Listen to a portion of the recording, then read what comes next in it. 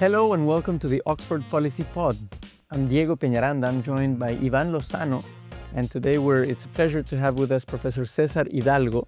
César is an award-winning scholar known for revolutionizing the field of economic complexity, co-creating the Observatory of Economic Complexity, and many other advancements across really many different areas. He earned his PhD in physics from the University of Notre Dame. He was a research fellow in Harvard's Kennedy School of Government. He led the collective learning group at MIT and is now both a tenured professor at the Toulouse School of Economics and the head of the Center for Collective Learning. So when it comes to knowledge, we're talking to the expert. Professor Hidalgo, welcome to the Oxford Policy Pod. It's a pleasure to be here. Thank you. First, we would like to begin asking you a bit about your career so far. As I mentioned, you began your career in physics, later transitioned into economics, but also development, knowledge, social psychology, and then many other areas. Can you broadly walk us through your career and work so far? So I think you did an amazing job at summarizing, my trajectory. So maybe I can do a different take in which I explain it from the perspective of the ideas rather than the affiliations and the fields. I did my undergraduate in physics in Chile, and at that time I became interested in complex systems. Complex systems is an area of physics that focuses on systems in which the identity of the elements involved and their patterns of interaction cannot be ignored. So economics or biology for a physicist would be a complex system because it's not a statistical system like a pile of sand or a gas in which the parts are interchangeable, but one in which each one of the components has an identity and has a pattern of interaction that cannot be ignored and needs to be considered in analysis. You have kind of like a lot of structure, while in these other systems you don't have a structure, you have ensembles or probabilities. And what happened was that at the beginning of the 2000s, there were two things that enormously helped the study of complex systems. One of them was that with the emergence of the internet, there was much more data available. So it was this beginning of the era of big data, which is a precursor of the AI era that we have today. And there were a lot of professors that would get access to this data, but they had not worked with data like that in the past. So grad students like me at that time in 2004, 2005, we would be thrown piles of data and say, I have this 34 million hospitalization records. Let's do something about it. I have, data on, international trade for all countries. Let's do something about it. I have data on, human mobility patterns that we could detect using mobile phone traces. Let's do something about it. And it was an era of discovery. Now, the other thing that happened is that also was an era where the idea of networks was one that was becoming very important. The internet had everyone thinking about networks. In the late 90s, networks were as hot as AI is today. And networks allow you to represent these systems in ways in which the identity of the elements involved and their patterns of interaction can be represented mathematically. So it gives you a whole new set of ideas that you can apply to biology, and in systems biology, networks are very important, and that had not been applied to economic development until that point. And economic complexity in some way is the application of these networks or complex system methods to fine-grain economic data in ways that we do not aggregate things. When we do traditional economic metrics, we try to aggregate lots of things. We add apples, oranges, and cars, and tires, and cranes, and everything else. But when we use complexity methods, we keep the identity of the elements involved throughout the analysis, and then we can answer different type of questions about the evolution of economic structures instead of aggregate output. Mm-hmm. Okay, thank you. Okay, brilliant. Thank you, Professor César. So I would like to know what are those differences that you have in relation with like a traditional economist. Do you see yourself like challenging those conceptions or the? No, not at all. I think our work follows very naturally from a lot of strands in economics that are very well established. So, and this is something that, for example, Paul Romer, mentions in a review that he did of my 2015 book, Why Information Grows, which is that economics during the 20th century, towards the end in particular, had a turn towards knowledge and human capital. And that is endogenous growth theory, this idea that the economic growth is not the growth of capital or labor, but the growth of a non-rival quantities, something that can be copied without being depleted, and that was ideas or knowledge. But the study of endogenous growth theory in the late 90s was still based on some quantity that you were assuming was somehow fungible, okay? Meaning that you could interchange one piece for another. So knowledge was this sort of gas or this sort of fluid that you could have more of and you could use more for, like a fuel, like that was, universally useful in the economy. Similar to the concept of capital, which is also fungible in economic models. But the truth is that capital and knowledge are non-fungible. You cannot change, a stove for a refrigerator, that both pieces of capital that a restaurant could use, but they perform, different functions and they're not interchangeable. Similarly, you cannot change a surgeon with a pianist. They're both highly trained, they're very dexterous with their hands, but they're not interchangeable. And that non-interchangeability was something that I think people, of course, had an intuition about, but they couldn't incorporate into the models because that required a model in which you were keeping track of lots of components with their identities, with their patterns of interactions, and so forth. So our work is a continuation of endogenous growth theory, but that takes this into account. And what is fun is that we discover over the years that there are a lot of even theoretical branches that get combined in this space. One model, for instance, that we tend to use is Kramer's O-ring model. This is a model in which production is a chain, and you have a certain probability of being good at a task, and therefore how good you are at the full output is depending on how bad you are at the worst task, because they're all complementary. That model was actually invented by a physicist in 1957 who won the Nobel Prize for the invention of the transistor, called William Shockley. And our theory is based on a generalized version of that model that includes that mechanism, but makes it specific to, an uncountable, to a large number of activities, an arbitrary number of activities. So I think there's a lot of connections with econ that are quite, old and traditional, but that we get to explore in a different light because we can add a lot of granularity using the methods that we have been incorporating. And we are very much in agreement with all of those theories that have been advanced before, but we can add new flavors and details. Okay. Thank you, Professor. So to close this first section about you and your professional and academic career, I would like to ask you. We saw that you have over 150 publications so far. More like 70. Yeah, sometimes they get double counted or something in Google Oh, Scholar. okay. And we saw also cited almost 45,000 times, which is a big number too. So, what does this mean to you personally? What do you think has contributed to your success as a academic? No, I think there are different ways to be a scholar, and I've been thinking about that a lot. Because academia is being disrupted by AI in more ways than maybe people think. I believe that there's a tsunami coming to academia, with these command line AI tools and agents. Not ChatGPT on the web. That's old news. There is a tsunami coming now with the next generation of tools. And there are different attitudes in academia about that. Some people, I say, are running towards the wave with their surfboards, ready to ride the wave, and other people are sleeping on the beach and they don't know that the tsunami is coming because they haven't tried, these tools yet. And one of the questions that you might have is like, well, what characterizes these different attitudes, towards this new technology, which in this case is exogenous to the scholars. Scholars in the humanities or economics or in physics, we didn't contribute directly to the creation of command line AI tools that are going to come and disrupt our field right now.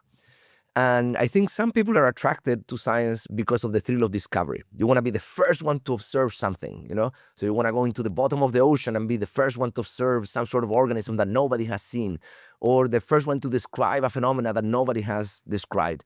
And the validation of that is that usually when you are a scientist that is looking for discovery, you want to be first to some of these ideas. You want to be, first to some of these discoveries. And the validation is going to come 15, 20 years down the line, because usually when you come up with these ideas or you introduce this work for the first time, people are either skeptic or they're not working on it because, of course, why would they? It's new. They were working on something else. So it takes a while for people to move into this field and eventually, start working on that. And we had a lot of examples in which I've been doing work that tends to be a little bit ahead of its time right now. So just to give a different example from economic complexity, it's in 2010, we launched a platform that allowed people to evaluate the urban environment. We would put pairs of images, one next to each other. People had to click on one or the other to answer questions like which place looks safer or more lively or more unique and so forth.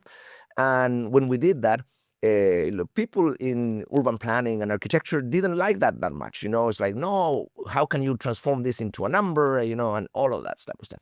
Then we train machine learning models using that data. Then we use deep learning, and those papers, funnily enough, they're getting way more cited in 2026 than in 2012 or 2013. They're kind of like these papers that have been growing gradually. And now, you see that in urban planning journals, there's a lot of people looking at streetscape images with AI as a way to evaluate cities and do research, So that idea of trying to do something that you start and then becomes popular later is, I think, what I try to shoot for. There's another approach to science, which is an approach of science as a certification mechanism for well-accepted questions, and that usually, would involve people that want to be the ones that say the last thing about something. So this is a very well-known problem or question, and I want to have the most precise estimate of this coefficient or the best possible causal proof of this effect, but maybe it's an effect that people already had an intuition and had been discussing for a long time. And you have these different attitudes, and I tend to be on the first camp. I want to try to do things that get the system going, and eventually I think that leads to success that tends to be long-term, because people take a long time to catch up to those ideas. So in this new wave of AI tools, you consider yourself to be the one with the... I'm with the surfboard. Yes, I believe that in 20 years from now, the idea that AI can produce papers and research is going to be far from controversial. It's going to be like an obvious idea that everyone, is going to accept. And another example of that is in 2018, I went on to the TED stage on Vancouver, and I proposed the idea of using AI agents in direct democracy or augmented democracy type of systems. Right now, if you go online, depending on where you get or which people you follow on Twitter, lots of people are starting to build, assemblies of agents, and it's an idea that became obvious. But in 2018, it was not obvious. The idea that you could have one agent representing a person in a democratic setting was this sort of like egregious, ludicrous idea. But I knew that at some point the technology was going to catch up and the idea was going to become obvious to everyone. And do you think that the AI in that case can replace politicians? I think you can build systems. So the question is not whether you can replace politicians or not. The problem of democracy is the problem of collective decision making. So the question is, can you build a better collective decision making system that leverages the properties and characteristics of artificial intelligence? And when I say better than the system that we have right now that involve, choosing representatives that have to represent the views of maybe hundreds of thousands or sometimes millions of people that are part of their, jurisdiction. So I do think that, yes, in the design space, probably it is possible to design a system for collective decision-making that leverage software agents and that can work maybe better than the one that we have right now. Maybe the one that we have right now is not a very high bar, low bar, depends on, who you talk to. Now, have we been able to figure out that design? I don't think so, but that's what makes it fun and interesting. It's an area of research that it's creative, it's about figuring out that design, being able to validate it and all of that. Amazing. Thank you. Thank you, Professor. I would like to go back 20 years Okay. before talking about your more recent work and talk about something you've already hinted at, which is economic complexity and the economic complexity index, which you call it. Um, I know you've been asked about this many times, but it's just such a fascinating concept. It's now widely used and known in economics. It's used by several governments around the world. So for those who are listening right now, could you first explain a little bit about what economic complexity is? Yeah, so economic complexity is a field that helps us understand economic structure and its evolution at a fine level of resolution. Okay, so it's not a line chart that moves up and down, but is the specialization of economies across thousands of products or thousands of industries or thousands of technologies. And it's based on two basic ideas, which are ideas that help us deal with this problem of granularity that we've been discussing throughout the podcast. The first one is the idea of relatedness. Okay, so can you create a measure that tells us how far an economy is from an activity? So is Oxford far from the pharmaceutical industry or close to the pharmaceutical industry? If we compare Oxford and Cambridge, maybe Cambridge is closer to pharmaceuticals than Oxford is because it's more of a life science hub. So that measure of distance already solves a bit of the problem of granularity because it's specific to a place and specific to an activity and provides an agnostic way to see how many of the pieces of the puzzle that you have in your economy might be reusable for this other activity that you might not yet be specialized in. Okay, and that's the story of the product space, the industry space, the technology space. Is a story of networks of related activities that we can use to create these distance measures. The other measure is the measure of economic complexity, which is, well, can we count how many of these capabilities or how many letters of this infinite alphabet you have without having to define them? And we want to count them because that gives us a measure of the value of the portfolio of activities that are present in our location. So, well, is the economy of Cambridge an economy that might be better suited at producing sophisticated activities than the economy of Oxford and the economy of London and the economy of Manchester and so forth? And what we have found is that if you look at these specialization matrices and you do a particular form of a spectral decomposition, meaning you take an eigenvector, I know that's a technical term, but we have been able to show, that this is the right way to, estimate those capabilities because it's a monotonic function of them in a model. You can now have a measure that gives you how many pieces of the puzzle each economy has, which helps us explain future economic growth, explains variations in inequality, variations in emissions. So it's a measure of a structure that helps explain some of these more aggregate outcomes. And that is what had made these measures attractive from a policy perspective. From a scientific perspective, they help complete a puzzle that helps us understand knowledge in different systems and in different scales and different granularities. So my latest book, The Infinite Alphabet, includes these two ideas at the end of a large historical trajectory that looks at all of the principles that we know about the speed at which knowledge can grow or how it compounds or how it diffuses across space, but then, also how it diffuses across activities or how these portfolios of knowledge get scored and valued. Thank you. Perfect. So, Professor, have you worked with governments to guide their policies using these concepts from economic complexity? If so, what differences have you noticed in the governments in terms of how they approach data research and decision making? So we've done many projects with governments across the world, and we've learned a lot throughout the process. So it's not that we came in, knowing the answers, but it's an interactive process in which you learn by working with them and interacting with them. And our approach always has involved, on the one hand, advice or strategy that involves the use of these ideas and theories, which have also been evolving, and the development of tools that help embody that idea in something that is hands-on and actionable. So we're working with a government in the Middle East right now that we had a long relationship with, in which we're helping them develop economic diversification strategy to move beyond oil. But the way that we do that is we use, on the one hand, the economic complexity optimization method, which is a new method that we published, recently, that allows you to estimate a portfolio of activities that would minimize the effort needed to achieve a certain level of complexity. And then we pass on the output of that ECI optimization method to a grounded LLM that then writes a report and identifies potential local champions and international partners for each one of the sectors that are, identified in that strategy. So let's say if this economist says, look, I would like to be like Norway in the future. I would like to be like Singapore. First, we run the optimization method. That is deterministic. It finds, a strategy in terms of, sectors and efforts.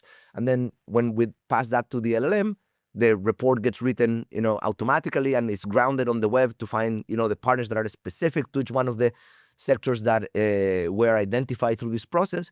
So you can continue to change the target and you're going to get always a new report. So it's not a fixed report, but one that is dynamic and that goes into the concept that we're developing, which is an AI augmented economic intelligence strategy. And the reason why we believe that is important, because the world is changing so fast that a world of fixed reports with 20, 30 years horizons, it's not reactive enough to changing conditions, but a world in which we have techniques that allow us to generate those reports iteratively with changing context and conditions might help support a strategy in a way that is more dynamic and that adapts to those changes.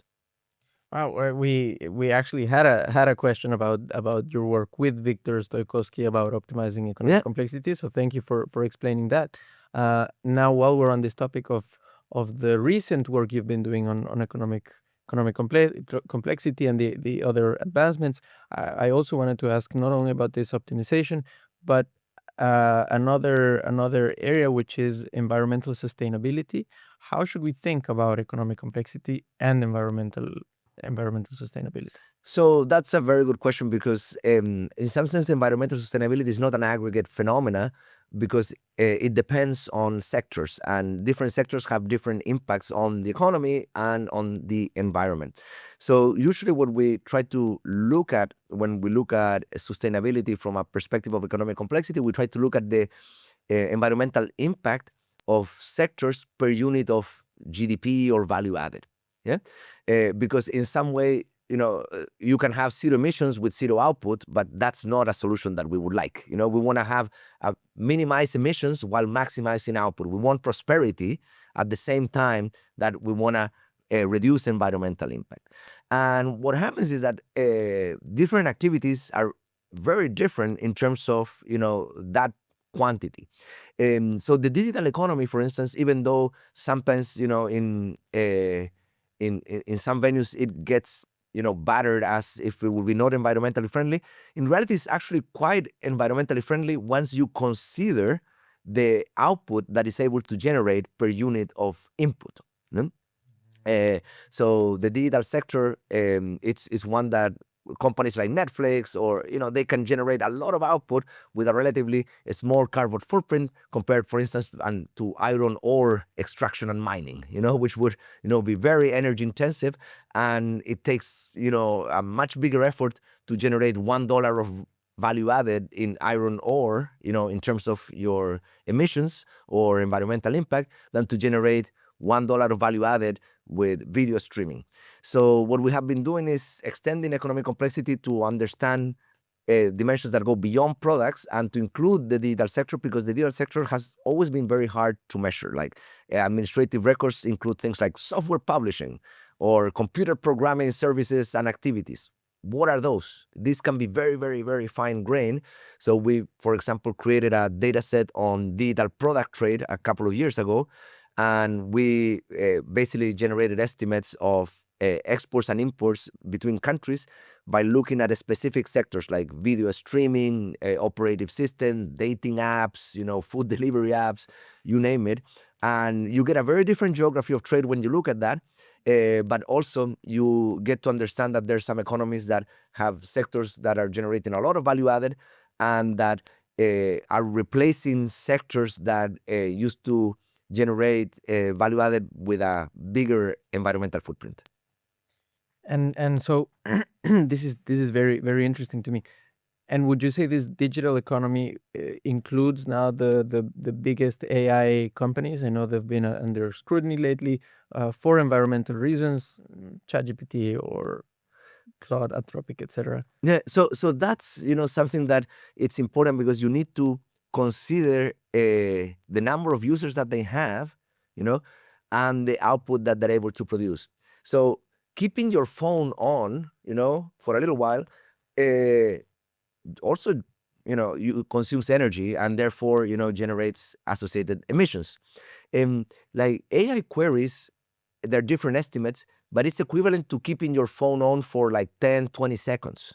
Okay, so you're not wasting that much energy when you are running a query. The environmental cost is not that high when you compare it with other activities that we do all the time without so much scrutiny, like keeping a light bulb on, in the kitchen, or keeping a screen on in the university for announcements. The screen is actually using quite a lot of energy. Now you might say, well, you have to consider the cost that you need to train the model in the first place. But the same is true for a car. When you are considering the environmental cost of a car, it's not just driving it, it's also manufacturing it. And the manufacture of each vehicle, it's also very environmentally costly. So it's important not to look at the aggregate number without a context. You have to look at a context to see, how much output is generated, how many people are benefiting from it, and compare it to other activities. If you don't do that, you very easily can be fooled because you're seeing a number in the vacuum, and they can tell you that the number is large or not. But when you see it in the context of the other things that you're doing, and since time is constrained, you're allocating your time between activities and you're switching, then you realize that AI is not as bad as some venues say. Amazing. Thank you. Okay. So we would like to go into details a little bit, about those countries that maybe you can highlight, like countries that they are doing very well in terms of economic complexity. So if there is a country that do you think there is a country that is doing very well in that way? And what did it do differently? Yeah. So in the infinite alphabet, I use a lot of examples from China. China is not a country, it's a planet. Okay, because it's very large, it has a lot of diversity internally. But Planet China did a lot of things quite differently from efforts in other parts of the world. So I compared Zhongguanzhong, which is a neighborhood in Beijing, which is an innovation district, with Yachay, which was an effort in Ecuador to develop a city of knowledge and university during the 2010s. So in Ecuador, what they did is they grab $1 billion, they grab a piece of land the size of Manhattan that used to be a former, plantation, and they tried to build a university and a city of knowledge. And even though there was a lot of enthusiasm in the beginning about the effort, eventually the effort, unwinded quite quickly. People that moved there, then moved out. The city of knowledge eventually was canceled. Even to this day, water is brought in cistern trucks, because the idea of trying to build everything where there's nothing, it's an idea that goes against all of the principles that govern how knowledge grows, how it diffuses, how it turns into value, and so forth. In China, during that same decade, during the 2010s, they bet on avenues of entrepreneurs that were single street segments. So you were not grabbing, hundreds of hectares of land, like, in the case of Yachay. You were grabbing a single street segment in a place that was already dense with innovation, and you were doubling down on it, with your bets. And what they did, for instance, was also a very different investment model. In Yachay, there was no investment, there was a spending. You were building a building, but how is that building going to generate revenue in the future? Who knows? The answer is they didn't. A lot of those buildings are unfinished and they have no resale value. Who wants to buy a half-finished building, in the highlands of Ecuador? Is not great real estate. In China, what they did is they created funds that would invest, in the companies using a private public model that was called guiding funds. And the guiding funds work in a way that was really smart. So the government would come and put a fraction of the fund. So just to make up a number, imagine that the government puts 20% and chooses a certain direction for the fund, because that's kind of like what they're trying to do. They're trying to influence, the direction of, the economy by creating these funds. Now, the privates are invited to participate in this fund, and they can capitalize, let's say, the other 80%. But the incentive that the privates have is that they have an option to buy the public shares at a predetermined price. Okay, so let's say that this fund 10x's because it does really well. Well, they have the option to buy the government shares at 2x. So that option increases the symmetric upside of the privates and gives them an incentive to join these funds, because it would be better than if they do a fund only by themselves. If they have a fund only by themselves, they have to buy each other's shares at market prices, while here you have a cap on the government share. So the government can exit early. They get the money back with a profit, and they can use that to generate other funds. But it's a capitalization dynamics. It's not a spending dynamics. It's built into the idea. They build into the idea the fact that the funds have to generate future revenue, and they have to grow. And that's I think the way that you want to think about it. Like human capital, knowledge, it's a form of capital. It follows this compounding and capitalization dynamics. And if you don't promote them in such way, if you kind of think that you're going to spend and all of a sudden these things are going to continue to survive just because you're doing it in a way that is very naive, and usually you're going to fail. This reminds me a bit of Bolivia. We tried producing laptops a few years ago, which I think was an experiment, but didn't go very well. It was at the state level with some state-owned enterprises. I think in the end that wasn't possible, and I think it's because of what you say. It's very difficult to start building something, doing something out of nothing when you didn't have any knowledge around that. Now I would like to finally turn to your latest book, which you've already been talking about, The Infinite Alphabet. So we've been talking about knowledge, but before going into the specifics, into other specifics about your book, could you explain for us and for the audience listening, what do you consider to be knowledge? Yeah. So as a physicist, I had to choose at some point an object of study. Some physicists focus, let's say, on heat and temperature. Other ones focus on dark matter. I'm a physicist of knowledge. And knowledge is a very interesting quantity that has some interesting properties that we come to understand. And there are different ways to approach those properties. So, for instance, one of the definitions of knowledge that comes from Benjamin Bloom is the idea that you have factual knowledge, you have conceptual knowledge, and you have procedural knowledge. So imagine a detective story. When you have a detective story, usually the first scene of that TV show, it's going to be a crime scene, and you're going to have things like, oh, there's a bullet hole on the wall, or there was a phone call at 2 a.m. the previous night. And those are all facts that don't tell you about the crime much. They don't tell you who made the crime or why they did the crime. It's just kind of like isolated facts, and that's factual knowledge. So factual knowledge is very easy to communicate. It's like knowing that Paris is the capital of France, but they do not connect in a story that has some sort of underlying theory. So that's where the detective that is the star of the show usually comes in, and comes up kind of like with this whole story of, who did it and why, and therefore, why there was that call at that time, and why there was a bullet hole in the wall in that angle and in that position. And that's conceptual knowledge. This is the idea that you are connecting all of those facts and ideas into these stories that have some notion of causality or some way of connecting all of these ideas in a coherent way. Then you have procedural knowledge. So the detective might need further evidence. So they find a hair and they need to bring it to the lab to get it sequenced. That's not conceptual knowledge, that's procedural knowledge. Someone needs to know how to run that assay to be able to extract the DNA out of the hair and match it, to the database that they had and so forth. So knowledge comes in these different flavors. We tend to use the same word for all of them, but for example, factual, conceptual, and procedural knowledge are different. Another way to think about knowledge is based on characteristics. So, for instance, knowledge is non-rival.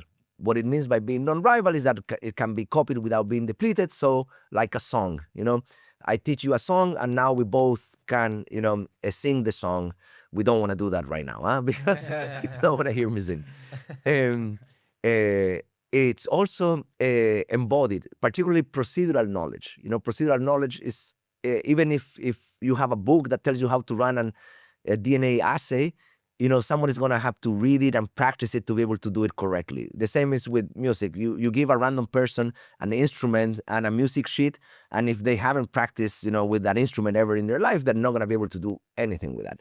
The same with, like medical procedures. It is embodied. It is like a muscle that needs to be trained, constantly. And the property that gives the book its name is the idea that knowledge is non-fungible, which is the one that we discussed before, which is non-interchangeable. So you cannot change the surgeon for the pianist or for the airplane pilot. They're all different and unique and non-interchangeable. And that's why I say that knowledge is like an infinite alphabet. It's not kind of like one undifferentiated goo.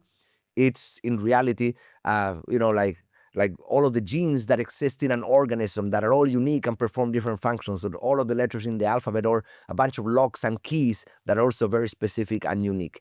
And that's what makes it difficult to study, but also make it interesting to study, because it pushes the boundaries of our mathematical modeling and empirical modeling skills.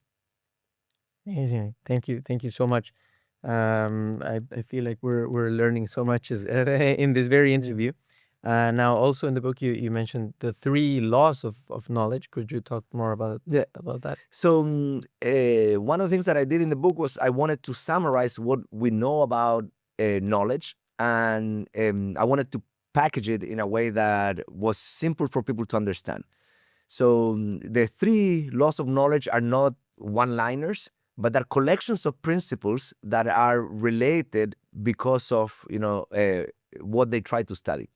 So the first 4 or 5 chapters focus on the laws of time, and this involves several principles. This involves learning curves at the level of individuals and teams.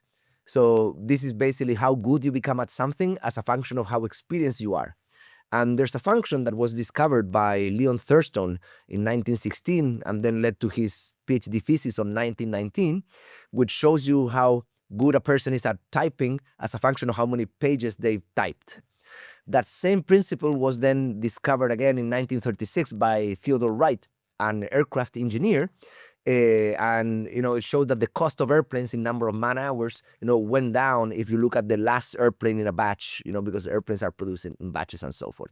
And it was rediscovered again in 1965 by Theodore Rapping, an economist that used data from the production of Liberty ships during the Second World War to isolate the effects of learning from the effects of capital accumulation and other things that were happening on those shipyards.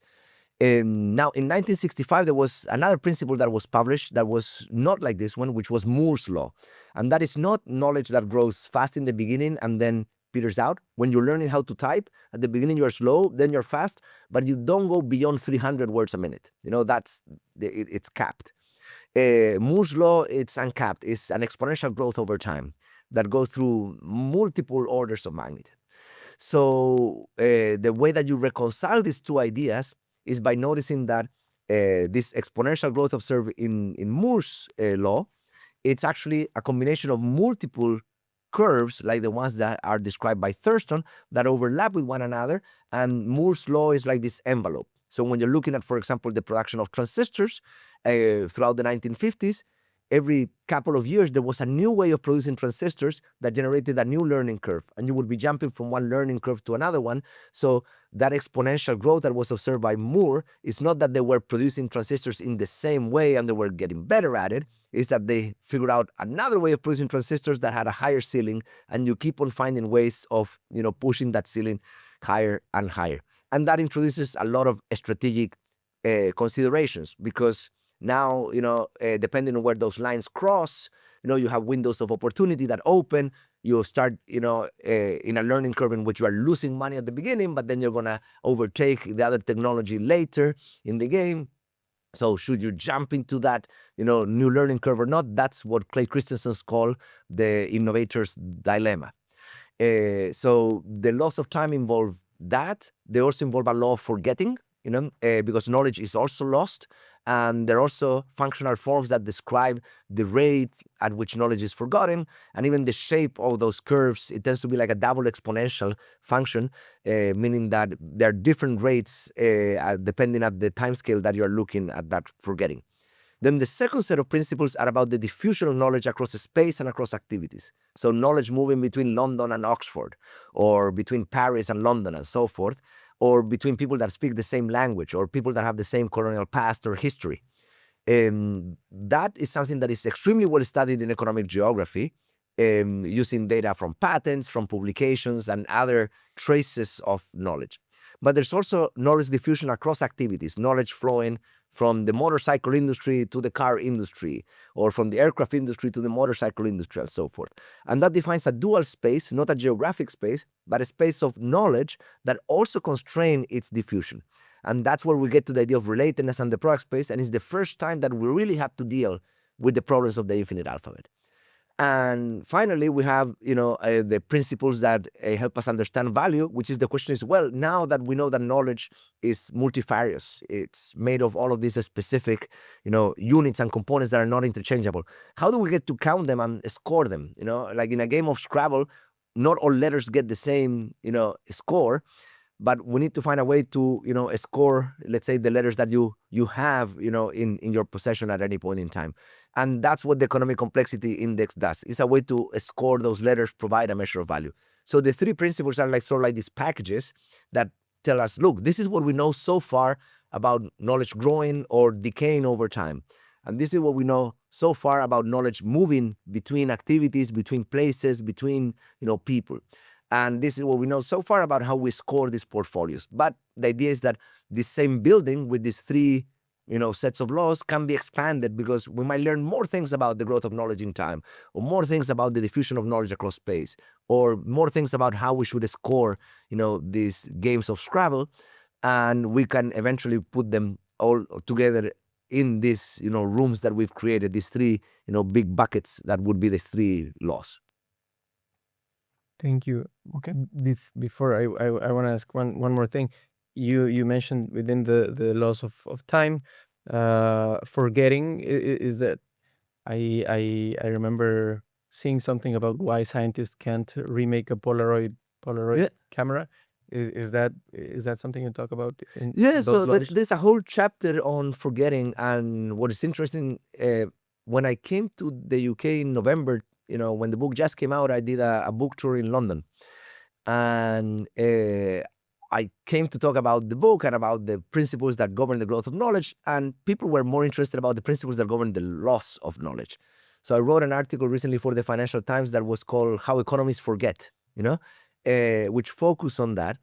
And the truth is that we tend to observe knowledge growing, not because knowledge is bound to grow, but because growth tends to outpace forgetting. But both processes are happening at the same time, and actually you can estimate the rate of forgetting even in a system in which knowledge is growing. In some of the estimates that I have in the book, it's like about 3 to 6% a month, which compounds to about 50% a year. So it's really fast. And there are lots of examples of firms or economies losing knowledge. Some are catastrophic. So I use some examples in the book from shipwrecks. Shipwrecks are really like good examples of like catastrophic losses of knowledge, because people are thrown into an island without having any of the other things that they were used to have. You have other examples that are more industrial, like that of Polaroid, that when Polaroid basically goes out of business in 2008, being able to continue to produce high quality Polaroid film is something that it's really hard to do, even though they were using the original equipment and teams. And the implication of that is that knowledge is like a muscle that you have to continue to train, because if you don't use it, you start losing it. So it's not something that you can stock.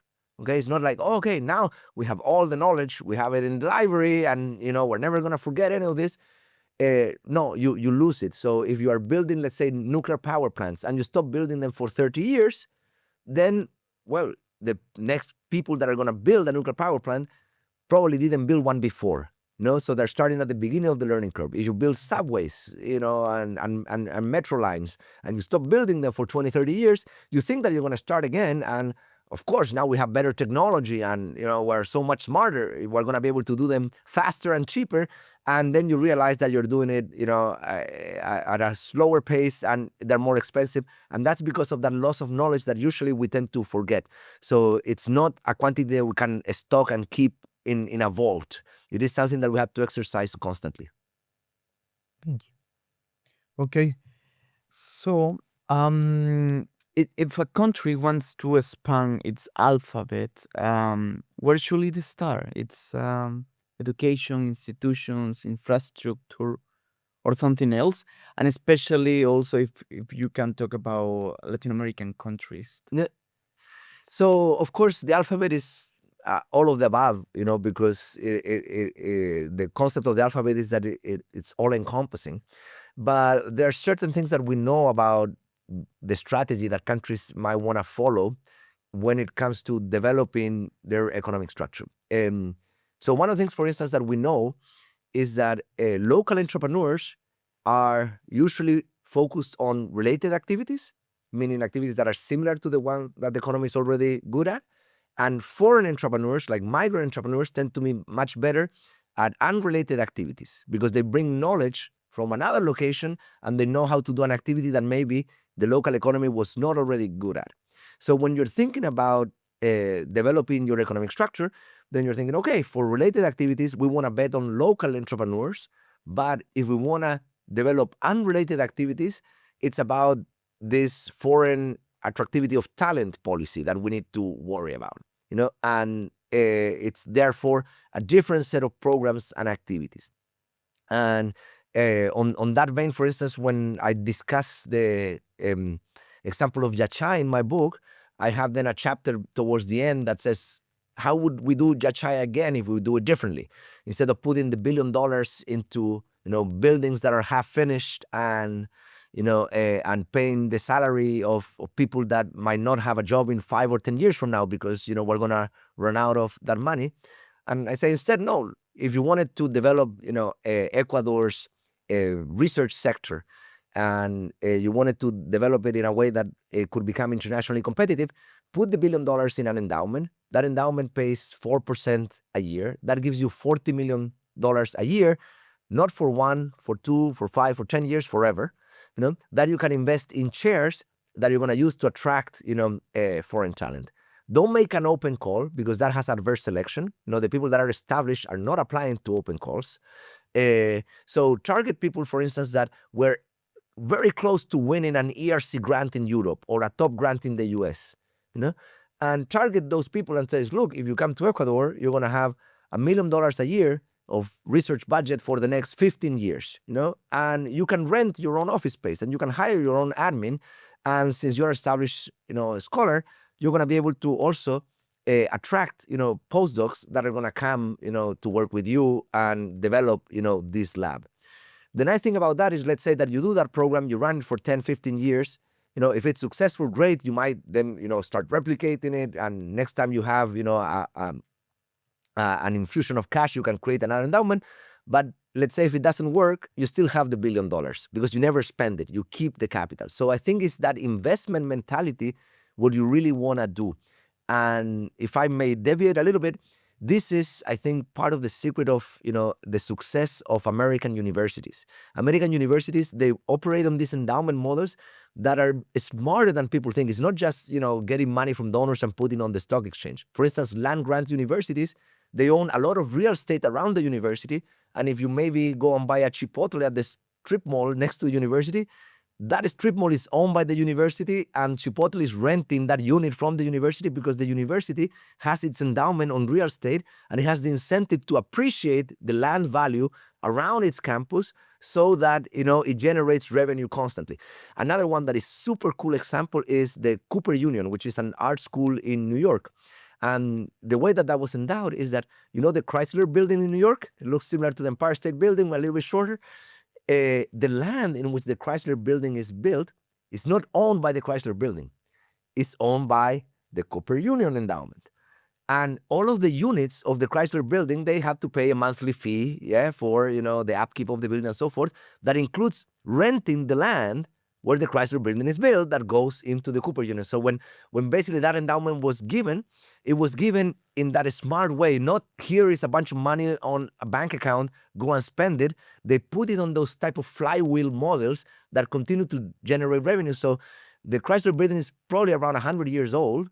And, the Cooper Union continues to get revenue out of that original donation because it was put in that clever mechanism. So I think that's what you want to try to target. You want to target those flywheels in which the money continue to compound and generate revenue into the future, instead of programs in which you are funding everything right now, hoping that in 5 years or 10 years from now, you're going to be able to jump that cliff or build a bridge towards the next project. Usually, those efforts do not ensure that type of long-term thinking and sustainability.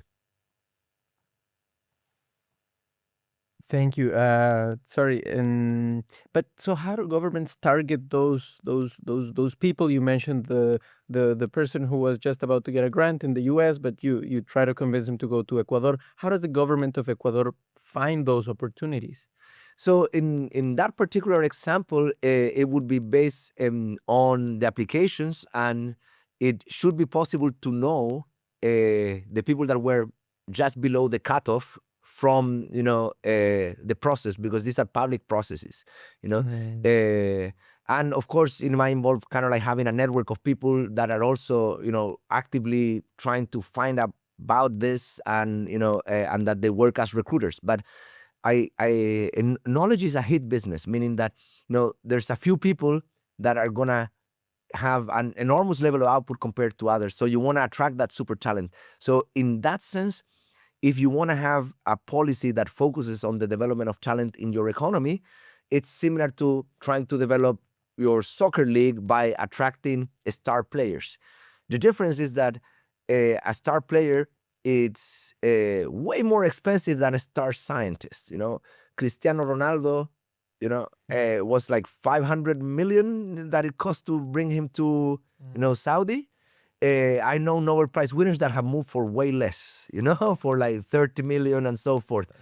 So to me, it's surprising that governments don't push that more, because given the size of government budgets around the world, efforts that would be a relatively small fraction of their budget could be completely transformative in making these places like the Athens of the future, if they're able to sustain those levels of effort through these endowment type models. But for some reason, this doesn't happen. I can understand, that attracting top scientists and spending public money on that, or attracting top entrepreneurs, and doing that is not something that maybe electorally would be very popular. Maybe people would want things that are more redistributive, but on the long run, it could even be better than that redistribution, because it could generate growth, that generates something that can be redistributed, later. Thank you. No. Okay, then. Before we close, I want to ask you a traditional question that we ask all guests of this podcast. You're an author of books, as we've discussed. But is there a book that you would recommend to the audience? So the latest book that I enjoyed enormously, and that is also relatively recent, is a book called Maintenance by Stuart Brand. Okay, Stuart Brand is very famous in the US for the Whole Earth Catalog. It was a publication in the 60s and 70s. And this book, it's a very interesting retelling of the history of the economy from the perspective of maintenance and the perspective of the manuals that people used to use to be able to maintain and update things. Whether it is the maintenance of the human body through medical manuals, to the maintenance of equipment and devices. So it was a very fun read. I enjoyed it, and I'm pretty sure that many people would enjoy it as well. Yeah. Okay. Yeah. No, Professor Hidalgo, thank you so much for being here with us, for coming to Oxford, sharing with us your knowledge, your experience also as a scholar. Also, I will say congratulations for the launch of the book. Yeah, that's it. Thank you very much for everything. It was my pleasure to be here. Thanks to both of you for inviting me. Okay, thank you.